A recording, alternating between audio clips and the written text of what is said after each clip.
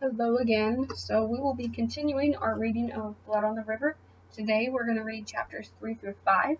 So if you haven't yet, go ahead and pull up the quiz again from your assignments. Pause this video, go do that. And as we read, I'll stop at the questions again so that you have time to answer them. So if you haven't done that, like I said, go pause this video, go get the quiz, and then come right back. We'll go ahead and get started. Chapter 3. I rub my eyes and blink in the dim of the light of the 'tween deck. The ship pitches and rolls. I only know it's morning because of the bit of light that peeks in around the gun ports and the closed latch, and because the roosters and hens down in the hold know, and they have started a racket. The 'tween deck reminds me of the root cellar at the orphanage, with its close walls and ceiling. It is one long room running almost the length of the ship, though one can hardly walk for the barrels and crates that are taking up most of the room. At first a few of the gentlemen hung pieces of cloth to make partitions, since they thought they deserved some privacy. But those have all come down now in favor of setting up crates as card tables and barrels as sitting stools for their card games. The chickens are luckier than we are. Most days their crates are brought up on deck, and they get fresh air to breathe. And the ship's cats and 2 dogs have run the place. So do the ship's 1,000 rats. We passengers are only allowed to empty slop buckets or get the stew pots for our meals. Captain Newport says he doesn't want us getting in the sailors' way up on the deck. So, question number 1. Why are the animals luckier than Samuel? So go answer that question and come right back. We are all seasick and bored, and we are going absolutely no place. We have had nothing but storms and winds blowing the wrong direction for weeks now.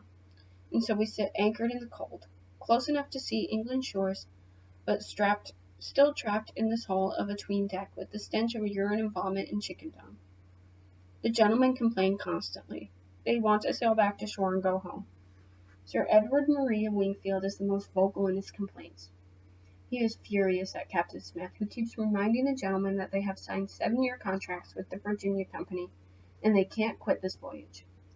I can see why Master Wingfield wants to quit. Even living on the streets was better than this. Next to me, sleeping in our bed, a straw and canvas mattress thrown over some barrels, are Richard and snot-nosed 9-year-old James. James is the servant to gentleman George Percy, and afraid of everything. The men sleep 2 to a bed, but all 3 of us boys are crowded together.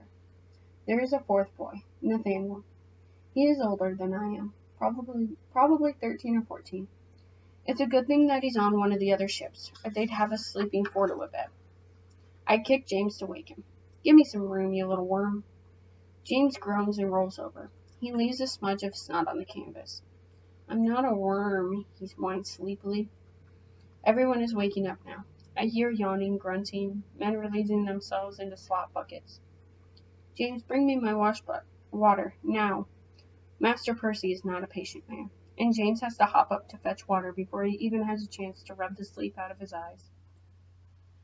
Richard is still sleeping. He is the soundest sleeper I've ever seen.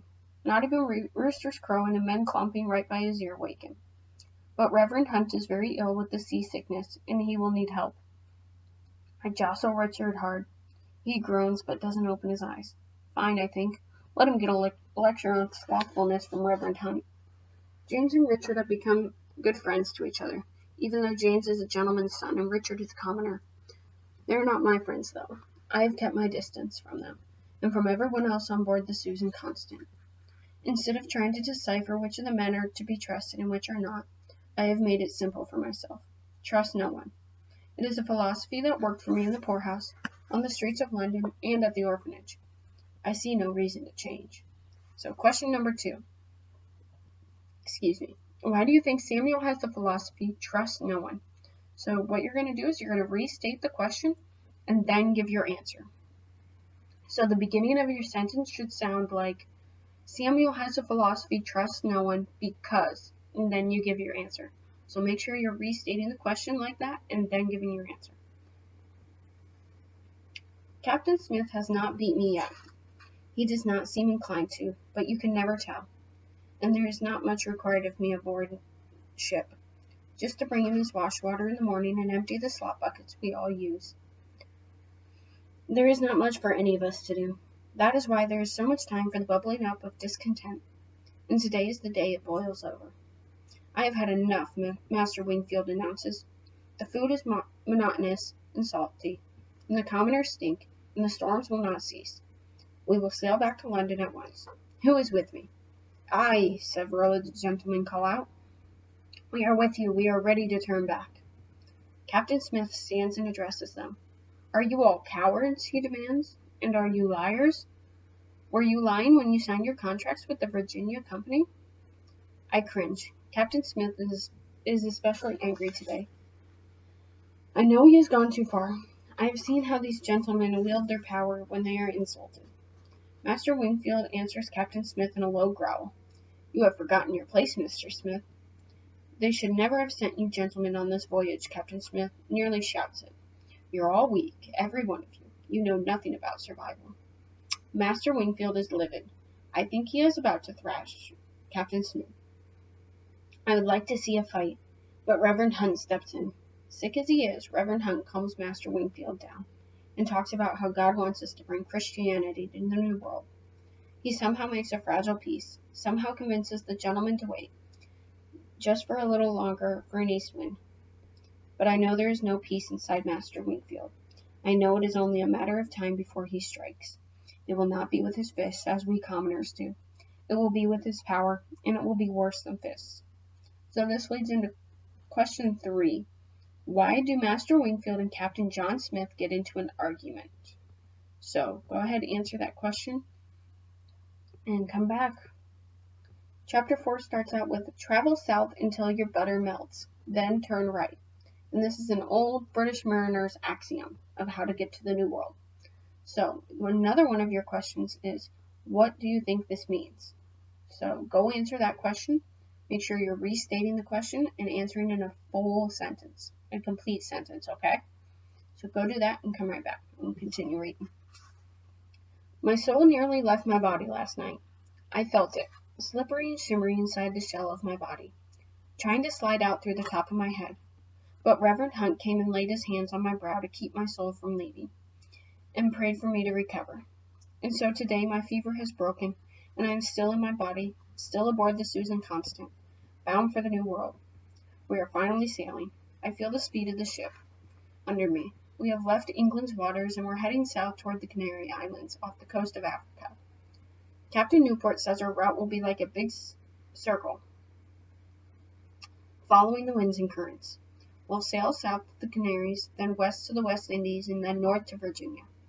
To go back to England, if I ever do, we will sail still further north, and then east to England to finish the circle. Captain Newport says the fevers gripped us because we stayed so long in the fog and cold of England's winter. Now it is warmer every day. If my soul... So, question number 5.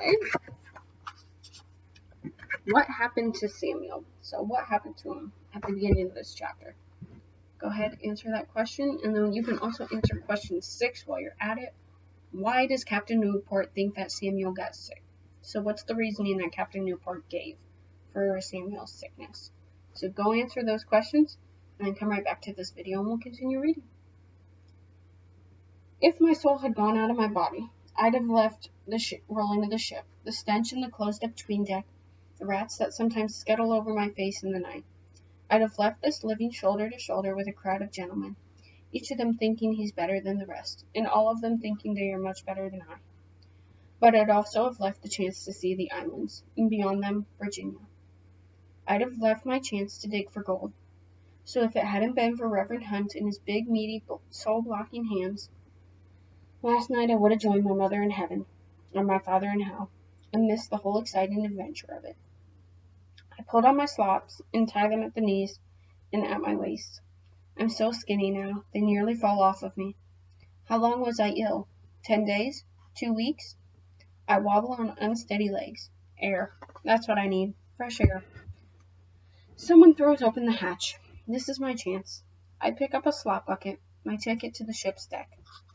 I start at the ladder, carrying the slop bucket carefully. I glance down into it. Human waste and vomit sloshing together. Bad idea. I feel woozy and almost lose my balance.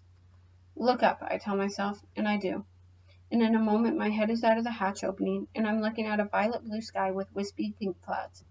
Sunrise at sea. Look what the cat dragged in, a sailor calls. He's pulling on a thick line and looking down at me from the foredeck. Haven't seen this one in weeks. Thought maybe he died. Stinks bad enough down there, says another sailor.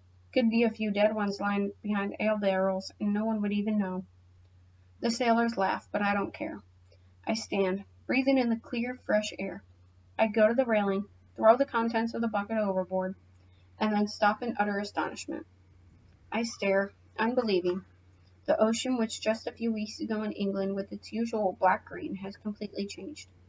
I'm looking at an ocean so clear and so blue that when a long silverfish comes to inspect what I have just tossed in, I can see the yellow stripes on his back. I linger, feeling the wind on my face. The sails are bellied out orange gold in the early morning sunlight. I feel very glad that I did not leave this adventure last night. Below with you now, a sailor yells to me. You'll be getting underfoot up here.